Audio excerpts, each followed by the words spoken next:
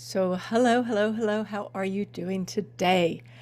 Today, this is going to be one of those interviews that's a little bit more like eavesdropping on a convo between a couple of good friends than anything formal, okay? And the way this started was I didn't know Laurie that long ago. I met her when it's Laurie Wright, and I met Laurie when she was interviewing me on her podcast. And her podcast is Not Your Average Lives. And we'll, of course, link to that in the show notes. But we had so much fun connecting. And then I thought, like, why don't we just carry on this conversation? And we're going to add you in so that you can listen in too. So thank you so much for being here. I am so excited to be here and Hey, talk about Laurie. fitness and Yeah. how it changed my life, really. Yeah. Yeah. Thank you for being here. I really Yeah. appreciate it. So, Yeah. could you tell us a little bit about you and what you do now? And then we'll just kind of dive into everything else. Sure. So I go by Not Your Average Grandma online, and it actually started as a joke, but I started about 8 years ago and just dabbled. It was quite by accident. I stumbled into developing my own online business, and I was working full time at the time. But my mission now is to help women over 50 who are struggling and lost and feeling like they don't have much meaning in their life now that their kids are gone, even if they have a full-time job. It was very much me, the So old I was going to me, say, is that you? the old Is that me. you? Yes, yes. I want to help people that because it took me so long, like 13 years to figure it out. And so once I realized I was unhappy, and we can get into that story because I kind of took a meandering path, but and like I said, I stumbled into it. But yeah, and so I helped them. I created a program called the Second Half Spark School, and I through a lot of my own process and learning, and I've gotten certified as a coach. And so I take them through framework, and they really change their life, and they find more purpose, more meaning. I call it, they're kind of like make the second half the best half, because Cool. it totally can Why be. not? Yeah. Right? Yeah. It But we have should so many be. voices in our head that think it's not possible. But yes, so I help the old me's. The old me's. So tell me Yes. this. It was, I'm pretty sure, so this is a leading question. I'm sure it was a lack of passion in your life that changed everything. So tell me how all that looked, because Yes. we all have those aha moments when it's like the light switch changes, Mm. or or you break the foot or whatever it is. There's always that aha moment. What was yours? Yeah, I'll tell you, it just came upon me one day where I said I was so scared, and I sat in this kind of indecision place for a long time, and I was so afraid of judgment and what people do, because I knew I wanted to leave my marriage, and so Okay. I felt like I just lacked a passionate life. I wasn't excited about my job. I wasn't excited about my marriage. It was just empty and directionless. And one day I finally hit my breaking point, and I was like, I'm going to get to the end of my life, and I'm going to be more scared, or I'm more scared about getting to that place where I see myself laying in my deathbed, instead of scared for the change. So I had been holding myself back from this change into this like high risk. It's like high risk outside my comfort zone. I don't know what that looks like. I don't want to be alone for the rest of my life. All these things we predict based on past experiences, because like if you're not married, you're alone, right? So I couldn't see past that doom and gloom when I was Right? in doom and gloom. So you're in doom and gloom. You're in a marriage that isn't working for you. Right. You're in a job that, if I remember correctly, you said you were having panic attacks and it was just like Yes. not working for you. Then your Yes. kids leave, which are kind of Mm-hmm. like your touchstone, right? Yes. Yes. And so all of that stuff actually gave you the impetus to jump out there and make a big, big change. So Yes. you Big, also, big change. so as you're leading into that, were you focusing on your fitness at all, or was that kind of like Yeah, that's a good in the question. toilet? I've always been somebody who felt that health was important. That I've always maintained I never gained a lot of weight. I was a overweight teenager, actually. I lost 30 pounds when I was about 12, 13 years old, between Oh my my goodness. freshman and sophomore year in high school. My mother had anorexia, which I didn't figure out until later in life. But Okay. she was very, when she was 19, she didn't gain weight when she like my sister and I, surprised were normal. But she had a problem with food. And then what she did is she underate, so she overfed my sister and I. Oh my. Yeah. And so my older sister had a weight problem her whole life until she got into her 50s. But I recognized something was wrong when I was like 12 or 13, and I wasn't, the boys weren't showing interest in me. But I didn't know back then we weren't so focused on, Right. It's there true. wasn't like all the workouts and all the stuff. And so I just took it upon myself to like, okay, I'm going to stop eating snacks when I get home. I got interested in horseback riding. So I started to ride horses and have more activities in my life.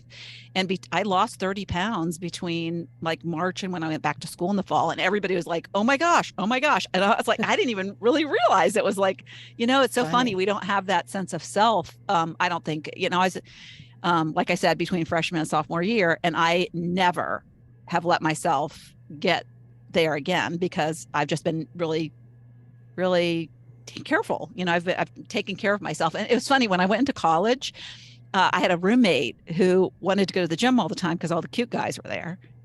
And so she introduced me to my first gym experience and lifting weights. And so I did that. I remember going to step class with friends that I worked with, and I just did it. I was always very active. So, Okay, and so with my you've always kids, had yeah, this yeah, active lifestyle. mhm, You yeah, just there were just, I hear this often that there's like three big pieces. I actually think there's four big pieces in our life, but three big pieces was most people speak of, which is fitness or physical, um, financial, career, and then relationships. So you've kind of had the fitness part dialed in, but the other two were kind of crashing and burning. But then, mm, so you became though a beach body coach. So tell yes, us about that. So yes. you're in this high level corporate job and then just like throw everything to the wind, Yes. Well, basically. everything leads back to my children, of course. So, I loved being a mom, even though I worked full time. And I think sometimes people think, I think my kids were my purpose, or at least one of my purposes. Uh, but then they think, well, isn't it your job? And only full time moms have that. But no, because I coached them in their, sports activities. I was so very involved in their life. And so as they grew up and left home, we still stayed very connected. So my older daughter became a Beachbody coach. And at the time, she had two kids. She now has four, but she became a Beachbody coach. And I wanted to support her. And she was starting her first, they have challenge groups. And so there's these online groups, and she needed to invite 3 people or 5 people or however many it was. And I said, well, I'll be one. I'll be one of your guinea pigs. I'll do it. I need to lose 10 pounds anyways, because I had gained about 10 pounds at that Right. time. And so I bought a challenge pack, started drinking Shakeology, and I signed up for the latest program at the time, which was T25. And I loved it. I loved it because the gym for me was such a chore. It was like, oh, I got to drive there, and then I've got to change. And I don't know about you, but I never liked the locker room. I was always so self-conscious, and I would go to the gym and I would be like not even wanting to change. I mean, seriously, I'm like in my 50s by this point, and I like don't even want to change in the locker room. I have a vivid Some things memory. never change, Yeah. right? It's the Yeah. I have truth. a vivid memory of somebody completely naked, and she's there like blow drying her hair. And I'm like, I wish I could be like her, but You're hiding I behind can't. the beach Uh, towel and yeah. Oh my gosh. Uh, and so, anyways, yeah. So the gym for me really was an impediment to like getting my workouts in. And so having, and at the time, uh, we got the DVDs, it was like order the right. DVDs and they come. And it was, great. And it was great to have a community because I never for me, I was never accountable to myself. I got to go to the gym. Oh, let's see, what millions of excuses can I find not to go to the gym? But when I was Yeah. in a group with people, I showed up. I Isn't showed up that for them. interesting? I showed up Yeah. for them, but I never showed up for myself. But I was I like, see yeah, that. yeah. Like that's a huge piece of Fit is Hmm. Freedom because Hmm. the community and then the accountability, Yes. it is so interesting. I think it actually, my guess is that it has something to do with us, not that we can't be accountable ourselves, but that we were taught to care for everyone else. So that kind of like gets pushed off on taking care of other people. I don't know, but Yeah. so you've got There's a just more community. visibility. There's more Yeah, visibility. And I was not going to yeah, be the one who was like, where's Laurie? And it's not right, that we worked out together. We just had to kind of report in. right. And I had a secondary goal of, wanting to show up for my daughter and needing to lose 10 pounds. So I had some reason as well. And they make you take pictures, which I would Okay. encourage everybody to do because Thank it is you. so valuable, so I know valuable. I tell And you people don't have that, to but show nobody will do it. anybody. You don't have to show anybody, but I still show those pictures because it's incredible how much changed in just like 5 weeks. It was a Change 10-week. happens. It Yeah, happens so yeah, fast. yeah. It was, and it's called T25 because it's 25 minutes a day. So all I Okay. Okay. did So was you're just 25 minutes a 25 day. minutes a day, Okay. and and it was fun. They were fun work. When you have somebody to follow and you have a good program, it makes you, it just like energizes you. It's just built in. And I didn't have to be, so like my daughter didn't have to be the coach, because the Right. personal trainers are kind of built into the Right. program. So yeah, so it helps to have that consistency and that group accountability. So anyways, I did the first 5 weeks. I actually had started to get a back roll. I call it a back roll, where you could probably like easily put a pencil between, some Oh lines yeah. there, not your boobs, but the back. Um, so yeah. And so I was like, ooh, I didn't even know I really had them because I didn't look at my back myself very Right. often. And Isn't so that interesting? Yeah. yeah. And so I was like, ooh, and so I put myself in a two-piece bathing suit I had in a drawer that I never wore. And so, yeah, 5 weeks later, that, that back fat, or what do you call it? Crease, or whatever you want to call it, back roll, was gone. It was Good. gone. Yeah. Wow. You Wow. it had like, you could still see kind of a little bit of a indentation, but it wasn't like a crease like it was Right. before. In just 5 weeks, I was like amazed. And so that motivated me because I wasn't seeing a big change because, the program had some weights with it.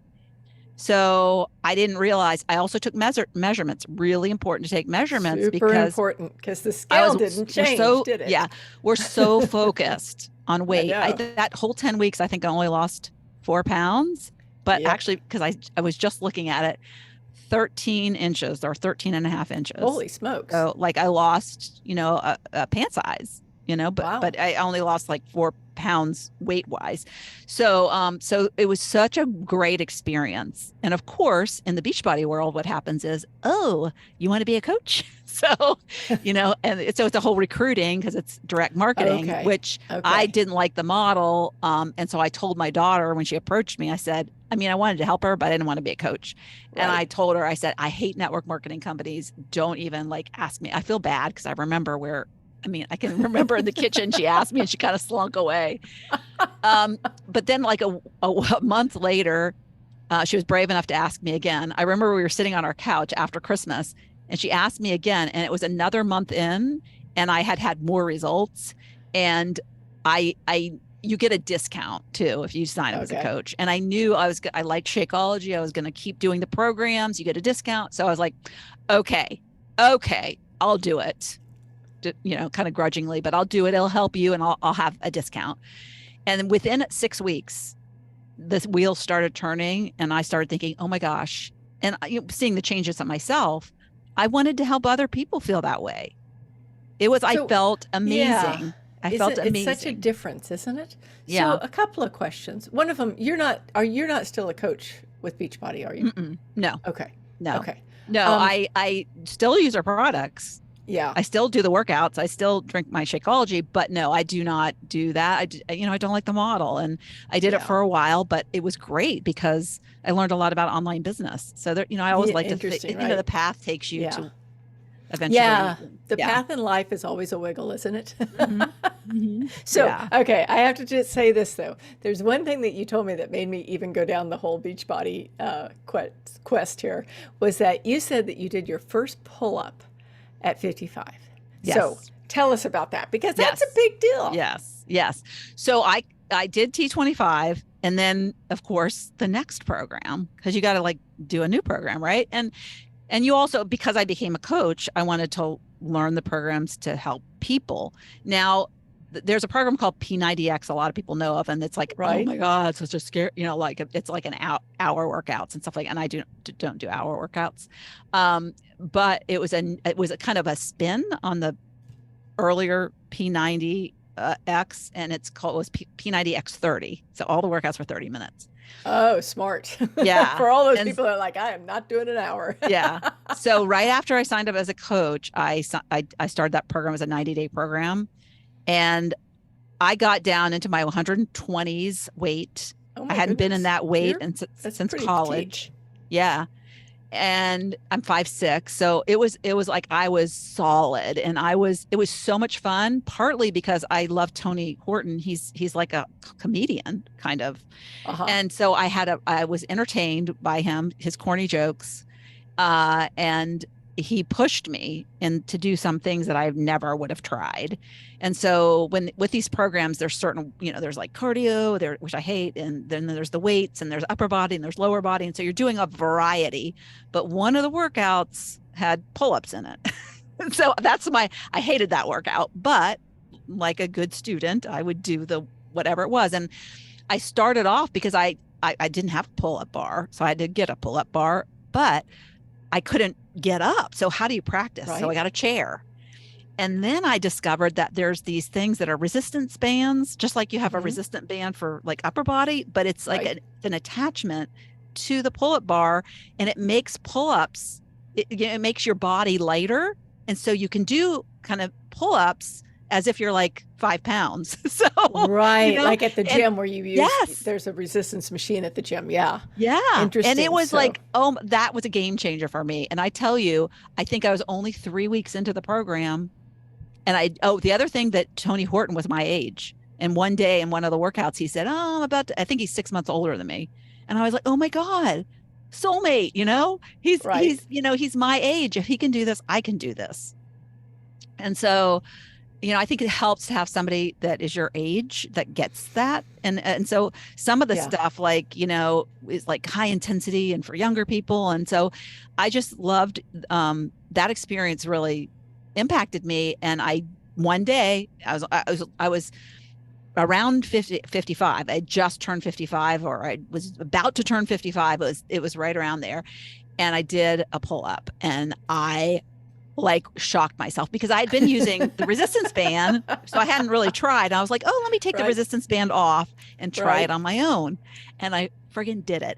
And I went running around the house. I was so, so excited, and there was nobody to tell. I Oh called, no. I called, my husband wasn't here. I called one daughter, she didn't answer. I called another daughter, she didn't answer. And I was like, I just had to celebrate with myself. But eventually somebody called. But yeah, I went running around the house screaming. And you think, you do that for like when you win the lottery. But I mean, I honestly felt I like I won the lottery. Pull-ups are a big, huge deal.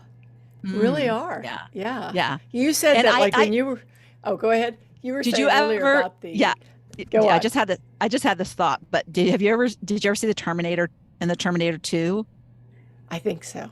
And so Yeah. Linda Hamilton in that movie, she's like in the cell, and she's in her cell, and she's pulling, she's Oh, doing right. pull-ups, and she's Right. got the best arms. And I wanted those arms. I wanted those Yeah. arms, and I never Yeah. had those arms my whole life. Yep. And I finally got those. So I always joke that I got her arms, when I was 55, but it took a while. Yeah. Yeah, you're Yeah. right. I know exactly what you're talking about. She is pretty hot in that movie. Yeah. Absolutely. Yeah. Yeah. So, but you had said earlier that you were the kid. For those of you who are listening who remember what was it? The president's fitness test? Yes. Yes, Yes. that you The, couldn't the, the do, test that always made you feel less than for me. right? Yeah. Yeah. I couldn't do the pull-up bar. I can never hold Yeah. myself up. I mean, I think you just, to get, it was the one thing that I couldn't do that disqualified me from getting the award. And the kids would get the award, but that you had to hang You had and to you had hang to have your there. chin. And I Yeah. think it was like 30 seconds or something. You know, it's funny because that was probably the one thing I was really good at. I was Mm. such a scrawny little thing. Like I was the scrawniest kid in the school. So I could hang there because there was nothing to hold up. Yeah. Right? Yeah. Maybe it was So, my weight too. I didn't even think about it. oh, Not, maybe, yeah. maybe. Yeah. And then you lost all that weight. Yeah. Congratulations. So, Yeah. oh, so there's all, you've been doing so many things. Um, I, right now, within your program, you are a master neuro coach. Tell us what that means. It means that I got a certification in how to coach people through blocks that are going Okay. on inside their head. And I was taught a specific framework. There's lots of different certification Right? programs. And this was one that someone that I knew that was in kind of the circles that I was in business coaching. And so, it was a real good opportunity. And I was in her first group of being certified, and it was a year program. So it was intense, and we had to do practice coaching and that sort of thing. But I had actually started my program before I got certified. So Okay. I felt I got a lot of experience just as a Beachbody coach and helping Sure. people. And Absolutely. I read a lot. So I read a lot of personal development. I've been to Tony Robbins. I consume stuff because it's always been very interesting to me. Hmm. But I would say what the certification gave me, it did give me a framework to coach with, which helps, and practice, but it gave me a lot of confidence. Okay. I Okay. felt like, now it's I don't question, my skills. And yeah, Interesting. yeah. And so before you had the little bit of, and that happens, absolutely. So when you're working with people, you said, I guess, a couple of things. One of them, you said finding the blocks. Hmm. So I just, and I know that we're just kind of rambling on here, but I have a couple of questions because things that I love working with people on are like shifting beliefs Mm. around, well, mainly around fitness, like at this stage in life, whether or not we can really be fit. And I think absolutely unequivocally we can. And so what are some of the things that you run into in your when you're coaching women, specifically, that might be holding people back from what they either want or the changes they want to make or some of those? Yeah, gosh, that's a good question because I think there's a few things, but the things that come to mind first are, and that's one thing that frustrated me with the fitness aspect because I didn't really know at the time how to coach people on the inner Right, self. the mindset And part of it. so, yeah, but we would have lots of success with the outer self. And what would happen invariably that frustrated me is that in a year they would have gained all the weight back. Right. And so I was like, I need to work from almost the inside out, even though people Mm-hmm. want the outside, but Mm-hmm. you got to dig a little deeper to get them to. I think what I see with people is that they've lived sometimes with this version of themselves that they see as, you know, not what they want, but what they are. And they see that as who they really are. And so they haven't really stepped into their new being. They haven't stepped into the version 2.0 of themselves. And so they fall back, and a lot of it's habits related. Right. And so they fall back into this old version without having any awareness that they have to have this new way of being. They are kind of a Okay. new person now, and they need to continue being that new person. So it's not just the doing of the physical activity, Right. It's it's the the being of the being person. of who you want Okay. to be, Then right? this is a big question for you then. Can you give us the abridged steps to becoming your 2.0 version? So yeah, I teach a model that I heard about, which is so amazing. It's the Be Do Have. Have you heard the Be Do Have? Yeah, Absolutely. yeah. Yeah, I do So that too. yeah, and so what Yeah. we operate as humans in the have, do, be, right? Once I have it, I will do the things, once I have it, I'll do the things that I need to do and be that version of myself. So it's kind of, Right. it really, and that's makes total sense, right? Right. But what happens is you really need to flip that and do the be, do, have. And it's like, you have to start being the person that, and then the be, do, have is you be the person, do the things that that person would do. And that's why it's so important to like have a vision of that version 2.0. Mm-hmm. And what are those activities, what are those behaviors? And that's why I think an accountability group is good, because you start to develop those habits. You get taught, you get supported, and so that you build those habits in. And you just need to understand and have this awareness of when you start to slip, because we do slip, right? We all slip, and we Oh, all go yeah, back into, absolutely. I mean, I'm it's gonna life. have a Yeah. weekend and enjoy myself and eat whatever I want. But yeah, and so it's just and then there's a lot of other things too, that there's the whole limiting beliefs thing, that a lot of people don't know how negative they are about themselves and how much they beat themselves up, which doesn't help them at all. But they are their worst critics. We are our own worst critics. And identifying what you're saying to yourself, and really taking a magnifying glass on what is that doing and hurting you from doing the things that you need to do that would actually help you. So they don't, the things that you're thinking in your head and they're telling yourself, number one, aren't really true. If we really took them under a microscope and you asked your friends if they were true, they'd say you're crazy, right?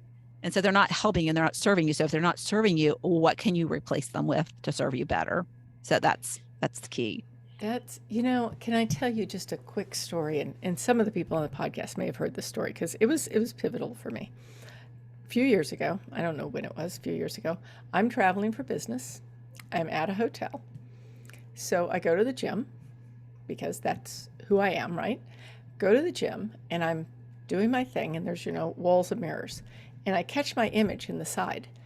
And the thought that went through my head was, oh my gosh, you look like hell. It was so shocking to me that I just like stopped, like literally dropped and went, where did that come from? Because when you have something like that pops into your head, it's obviously still, running around. And it was like an exorcism that I had to do, because despite everything I do and despite all the, all the stuff that I've done all my life, things still come up for all of us. And it's so interesting to me how we collect these ideas, we collect these thoughts, and then they just kind of like hang out, like, like what was that? Pandora's box, until one day a snake slithers out. So when people are finding those limiting beliefs, is there a simple tool that you use? Or Yes. what would you, Okay. So I learned this in my master neurocoach training, Okay. and I've done free training on it, but I call it the baggage belief busting system. That's what I've named it, Nice. I like it. because I got this old American Tourister set from my grandparents when I was like 12 for Christmas. And so Right. I just had this vision of all my limiting beliefs. Most of them come from childhood. No matter how great your parents are, you got them from your parents, because either you interpreted something or whatever happened. So they're all stuck in that old luggage, and they go from house to house, and they're in the attic, but they're still there, right? So I had this image of that. And so yeah, so it's a process where you just basically rewire your beliefs, but you have to identify them first. So the key thing for you is that you noticed that the way you were Right. talking. A lot of people go around oblivious. They're saying this stuff and then they're accepting it. So they're not Yeah. realizing. Yes, because if Yeah. that wasn't outside of my usual way of being, I wouldn't have noticed it. Yeah. But Yeah. because it was outside, I was like, whoa, that's a weird one. Yeah. Yeah. So you look for it, Yeah. A lot and of the then, people we help too uh-huh. have very common limiting beliefs. One is, I'm too old. Oh, yeah. I can't learn new things. A big one is, I'm crappy at technology. I mean, there's these things that like, I'm too old. What are you going to do when you're too old? You're not going to do anything. You're not going to take the action, right? Right. So And you you're have just to going to get older. yeah, yeah, yeah. And you need to identify it, number one, capture it and write it down. And then you have to create your own custom affirmations. A lot of people, they only hear the affirmation words thrown around all the time. And Right. I used to do affirmations, but I would only pick affirmations that were like made me feel good. I was like, oh, that sounds good. Let's try that. But you actually, an affirmation that doesn't feel good is exactly what you need, because it's against what you believe in. If an affirmation that it's rewiring your brain, is you're going to think is a lie, is not something that you want to really say. So you actually have to be in a little place of discomfort with your affirmations initially, and then you just have to Interesting. repeat them every day for 67 days. And a lot of people, it's simple, but it's not easy because people don't do it for 67 days. But the golden rules of an affirmation is you have to catch the exact thought. You can't try and you can't, like a lot of people making the mistake of they interpret their thought. So they come up with Right. some kind of a statement, but it's not actually what they were saying to themselves. So, and a lot of times you might catch the thought when you're driving or you're not like somewhere. So I say use your voice recorder. As soon as you hear something that you heard, then like speak into the voice recorder. And then when you get home, what you want to do, it's a refuting statement of that limit. Like, I am too old. So a refuting statement would that be, I am excited to learn new things, and new things are unfolding for me every day. So, you're basically telling your brain that, no, you're not too old. You are fully capable. So it has to always be in the present. So it has to be as if it's already true. And that's what people struggle with. So you So have if to, someone's really stuck on the too old, would they go so far as to say, I am the perfect age to yes, learn new things? yes, that is a perfect, no pun Yeah. intended. It's a perfect affirmation for that. I am the perfect Okay. age. Yeah. And the perfect So, age to start new I things. am too Yeah. old is related to something you're too old to do. So Right. so usually it's in response to something that you encounter, and it's like something you want to do, like, oh, I want to, go swimming with my grandchildren. I'm too old for that. Well, I am the perfect age to play with my grandchildren in the pool. So it can be very specific to that activity. So and it helps too with when the more specific you are. So it has to be in the present tense. It has to be very specific, and you can't use negative words in it. So it's not like, so it can't be I am I or I am 50 pounds thinner. I am this, uh, and well, what I'm trying to get at is, you don't want to say I want to lose weight, right? Right. I Right. am losing weight. I'm losing 2 pounds a week. Right. That is in the present, but you want to attract. And so if you put in negative stuff, you'll attract the negative, and the universe can't really distinguish. So you have to be kind of clever. So I just tell people who have a weight loss goal, spin it as like the size pants you want to be in. I am Yeah. wearing my size 8 jeans, or, I'm wearing the pants I Right. wore in college, or, something positive like Yeah. that. So yeah, so it has to be in the present tense. It has to be positive words. I call them ants. You got to take your ants and turn them into pets. So you have automated negative thoughts and you turn them into positive, empowering thoughts. When you say the statement, irrespective of it being about you, it should empower the reader, make them feel strong and, successful, and believe whatever that statement is possible. And so at first, for the first couple of weeks, it can be difficult to hear this because you're in the state of resistance, like you're not believing it. Right. Often when you're creating one, if you capture a negative thought and you're trying to switch it, you try, like, apply it to like somebody you have unconditional love for, like a child, like you're too old to do that, or you're not good enough, or I'm not good enough is a big one for a lot of people as well.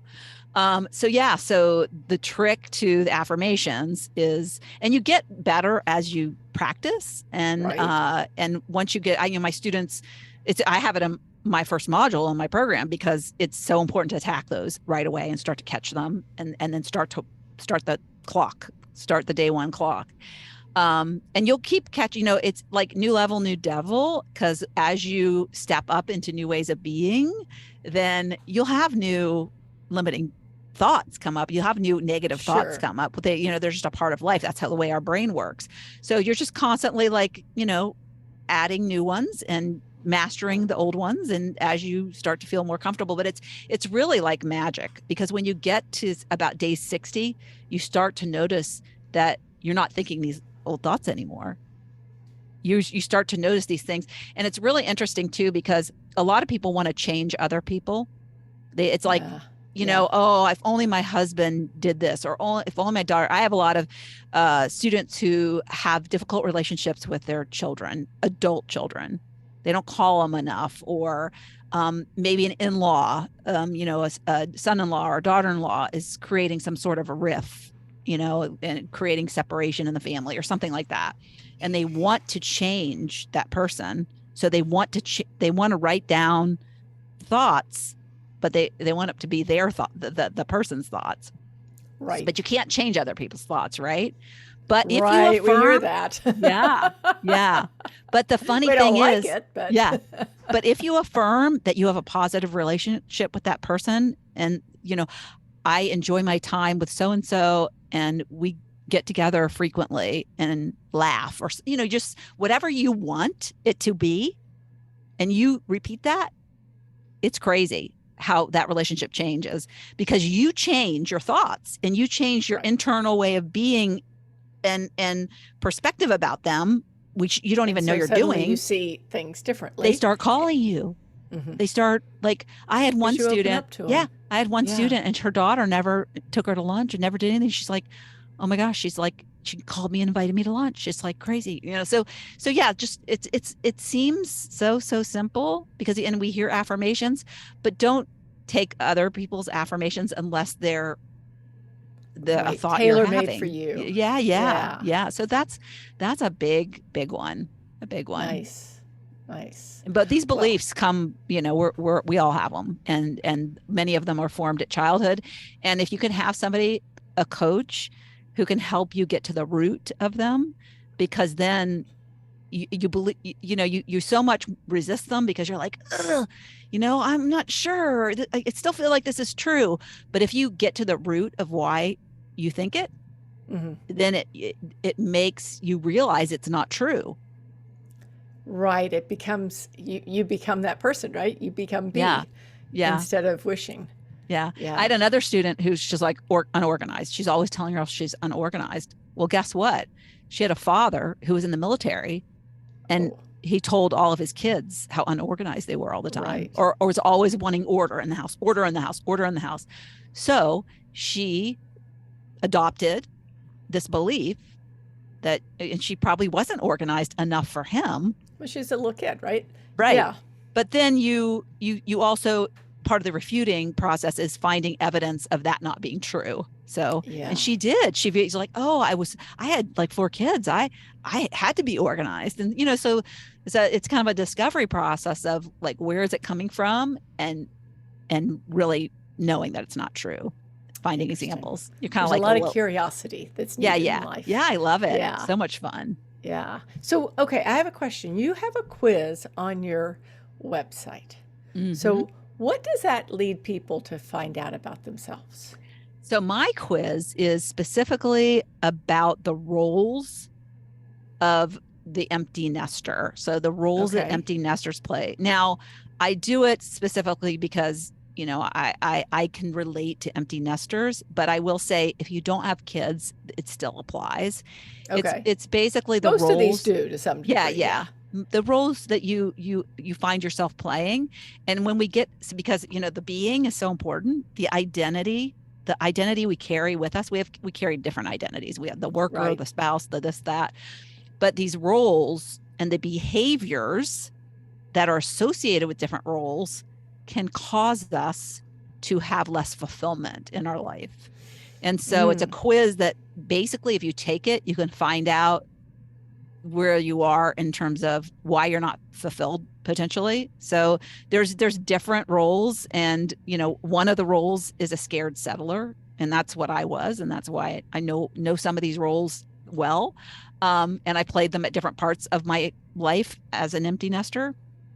There's been a few. I'm 63, so there's been some So, years. well, yes, we Yeah, play all yeah, kinds of yeah, roles in life, yeah. right? But this is My kind of like, yeah, yeah. it comes all the way back to the very beginning, to where you were talking about before, because this is where you're finding your passion, Yeah, right? yeah. This Well, is and how you're then finding the your one of the passion. roles is spark second half soul. Nice, which So is when you're what fully you're fulfilled, aiming for. well, and that's what I am now, and that's what my Yeah, students become, and that's what you are, because you're living your purpose and passion.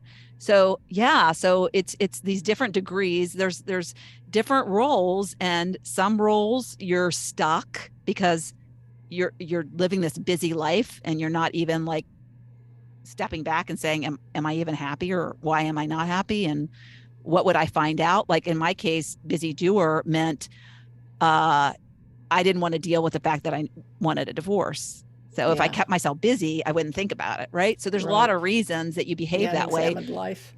But my Yeah, scared settler was I was too scared to take action. I was settling right. for a life I didn't want. So there's so many reasons we get stuck in these places, but it's kind of like just like the limiting beliefs. It's like knowing something's wrong, acknowledging it, being aware of it, and then taking action to change it. Yeah. Well, thank you. I think that, um, yeah, I think that, can I put you on hold for 1 second? Brad, would you please take that out for me? Can you be quieter? Sorry. Okay, Brad, skip that whole piece. And for those of you watching on YouTube, real life moment.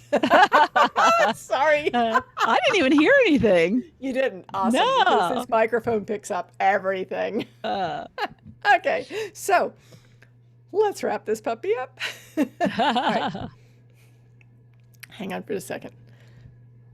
So, yes, the whole idea of working from passion, taking your life forward from wherever you are, whether you're in your 40s or 50s or 60s or 90s or 20s, taking yourself forward in passion right now is, it makes such a difference in our world, doesn't it? It makes such a difference in how we relate to other people, in how we just like relate to life. And that's what you're teaching us how to do. I love it. yeah. Yeah. Thank you Yeah. so much. And a lot of people, they wake up in the morning and they're feeling unmotivated. They want to hit the snooze button. But when you are coming from a place of passion, it changes the game. Yeah, It's like an you're right. injection of energy. Now, working out does help because there's that little, Right, of course. endorphin stuff. But yeah, it really does change the game when you have this internal flame burning. You don't need, you know, coffee. You That don't third cup need. of coffee, Yeah, yeah. yeah, yeah, yeah. You just like are driven. I've never been so like energized and excited. And so yeah, and I want that for everybody. And don't mistake it. And didn't even go here, but don't mistake it for an external. Don't go after an external, like don't go after something that's not within you. Like solve it inside of you. Don't solve it with a new husband or a new partner or a new puppy or a new whatever, because that's not sustainable passion. It's temporary passion, but you want to solve the internal puzzle. Oh, well, thank you. That is such a beautiful way to end this interview. It's so, so true. And you've given me a ton to think about, so I'm sure everybody else that was eavesdropping on our conversation got it too. So, everything that we've talked about will be in the show notes, okay? Your website. So tell us where you prefer people to find out about you. You know, they can go anywhere. I have a newsletter too if they want, and I podcast, like you said. So I have a website, notyouraveragegrandma.com, and I'm Not Your Okay. Average Grandma. So if you search Not Your Average Grandma, I'm on Instagram and I'm on Facebook. So I don't really care how they connect with me. They just Just like search connect. social media. Just, yeah, just I like to talk to people in DMs. I do silly reels. Okay. I don't know. I discovered reels like 6 months ago, and I resisted them at first because I was like, oh, it's just, but they're so much fun. I love doing them because I have a silly side. So I have fun making silly Awesome. reels. Yeah. Okay, we will link to one of your silly reels, I promise, in the Okay. show notes. Okay. And also we're going to link to your quiz. Okay. And when I get off, I'm going to go take your quiz because I haven't done it yet. So thank you so much for being here with us. I truly Yes. appreciate it. Yes. Yes. Yes. I'm very interested to see. I'm pretty sure you'll get Spark second half soul. So yeah. We shall see. Yes. All right. Thanks for having me. It's Thank been you. wonderful to chat.